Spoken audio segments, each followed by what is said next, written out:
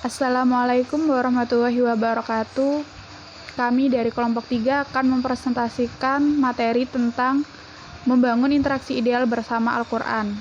Saya Tia Sadatul Abedia akan menjelaskan tentang membaca Al-Quran atau at-tilawah. Al-Quran sendiri adalah kitab umat Islam yang berisi tentang ajaran agama, larangan Allah, dan perintah Allah. Dan juga berisi tentang solusi dalam menghadapi kehidupan sehari-hari. Dasar dari Al-Quran adalah huruf hijaiyah. Huruf hijaiyah ini dipelajari mulai dari Iqra. Ada 6 tingkatan Iqra menurut kesulitannya masing-masing. Jika sudah lulus tingkat 6, baru beralih membaca Al-Quran. Yang pertama ada mengenal vokal dan panjang pendek. Membaca Al-Quran di sini akan mulai diperkenalkan tanda baca yang membentuk huruf vokal serta panjang pendek. Panjang pendek ini sangat penting karena panjang pendek juga akan memengaruhi arti dari ayat itu sendiri. Yang kedua, menggunakan teknik membaca.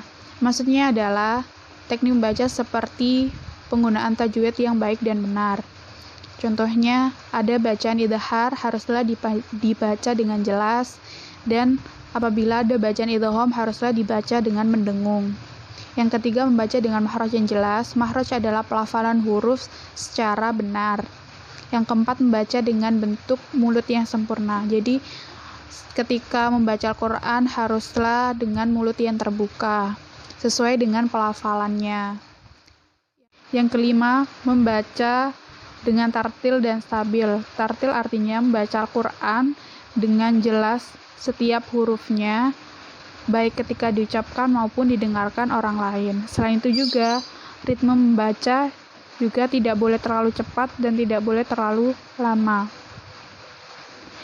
Selanjutnya, saya akan menjelaskan tentang menyimak Al-Quran atau al-istima'. Menyimak bacaan Quran adalah perintah Allah Subhanahu wa Ta'ala, seperti yang terdapat dalam Quran surah Al-A'raf ayat 204 yang berbunyi Bismillahirrahmanirrahim wa idza quri'al Qur'anu fastami'u wa ansitu la'allakum turhamun, yang artinya, dan apabila Al-Quran dibacakan maka dengarkanlah baik-baik dan perhatikan dengan tenang agar kalian mendapatkan rahmat.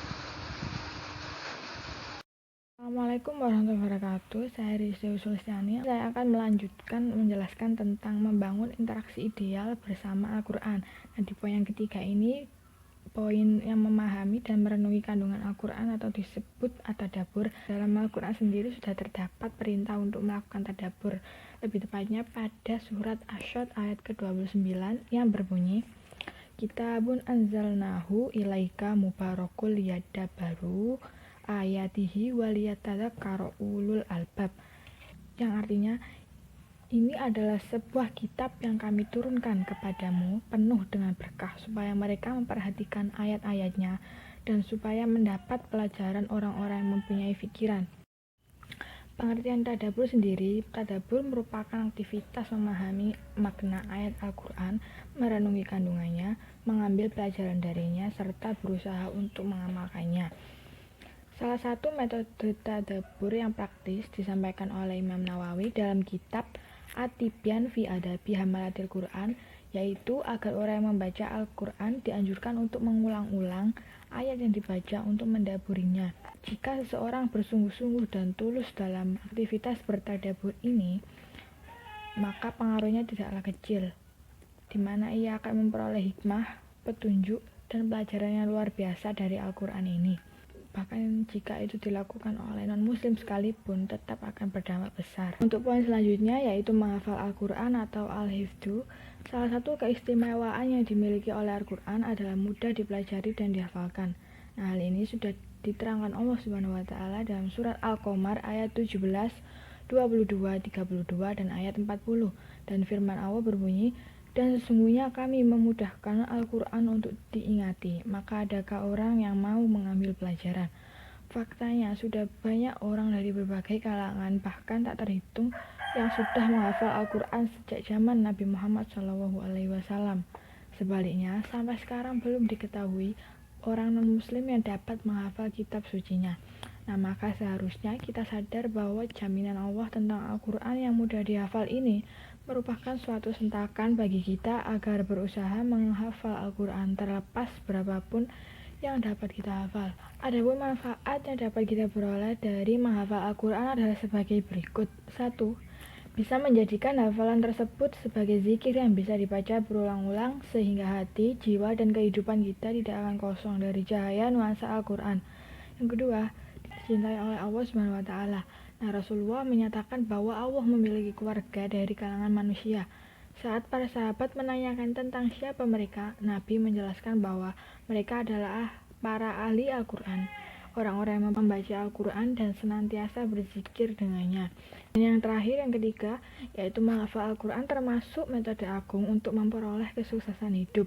Dan pada dasarnya, semua ilmu membutuhkan hafalan, dan menghafal Al-Quran bukan hanya menghafalkan lafaz-lafaznya, melainkan juga memahami maknanya dan sungguh-sungguh mengamalkannya. Itulah yang disebut dengan hafalan yang mutain, yang menggabungkan 3 unsur, yaitu hafalan lafaz, hafalan makna, serta hafalan amal. Assalamualaikum warahmatullahi wabarakatuh.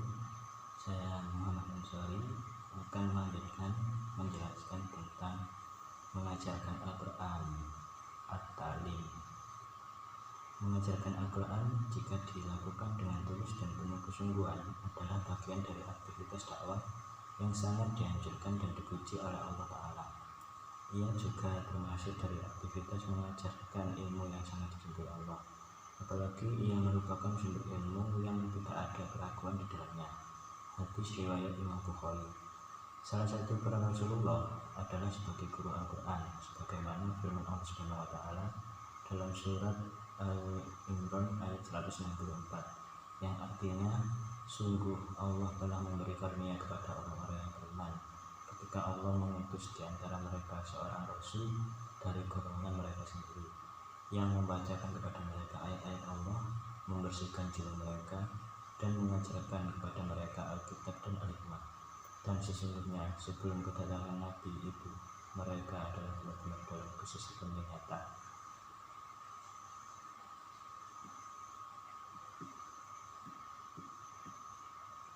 Yang selanjutnya adalah mengamalkan Al-Quran. At-Tatbiq. Al-Quran diturunkan untuk diamalkan, bukan sekedar dijadikan hiasan dinding-dinding rumah, bukan hanya untuk dibaca kepada orang-orang mati, bukan semata untuk pengobatan, bahkan sekedar diperlombakan kemerduan suara pembacanya. Al-Quran juga diturunkan untuk mengeluarkan manusia daripada kegelapan kepada cahaya ilahi, mengatur kehidupan mereka, dan memberikan solusi terhadap problem-problemnya. Tuntutan untuk mengamalkan Al-Quran ini mencakup seluruh kandungannya, baik dalam masalah akidah, ibadah, muamalah, akhlak, bahkan ibadah. Atau dalam ungkapan lain yang lebih populer, yang mencakup masalah ritual, ekonomi, politik, hukum, budaya, pendidikan, keluarga, dan sebagainya. Karena sebagai kitab yang oleh Allah dirancang berlaku sepanjang zaman di setiap tempat untuk semua kalangan, Al-Quran diyakini mengandung segala hal yang terkait dengan persoalan hidup manusia, meski sebagiannya hanya bersifat pokok-pokok saja. Bahwa Al-Quran sesuai dan bisa menjawab persoalan manusia di setiap zaman, bahkan di zaman yang sangat modern dan situasi yang kompleks sekalipun. Demikian yang dapat kami sampaikan.